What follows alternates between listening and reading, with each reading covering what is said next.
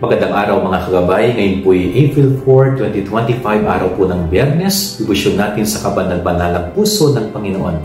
Maririnig po natin sa ating ebanghelyo na dahil medyo mainit na ang mga mata ng mga Hudyo, Pariseo at Eskriba sa ating Panginoon, kaya may mga time na limit na kumbaga parang patago na ang ginagawang pangangaral at paggawa ng kababalaghan ng ating Panginoon. Kumbaga, limited na in public eyes yung kanyang ginagawa. Kailangan niya ng isikreto upang sa ganon ay may pagpatuloy niya ang kanyang ginagawa. Ganyan po sa buhay natin bilang mga tao.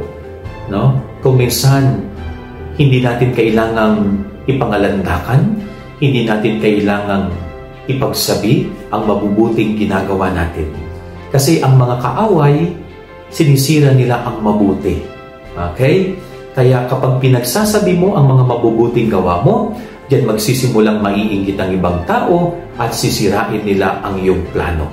Kaya mainam din po na tahimik tayo kapag tayo ay gumagawa ng mabuti. Kapag tayo may mga plano sa buhay, mainam na tahimik lang tayo. Dahil alam nyo na, maraming nakaabang na pwedeng sumira ng ating hangarin. Yan ang ating gabay-aral niya maghapon. God bless po sa inyo lahat. Pagpalain kayo ng Panginoon.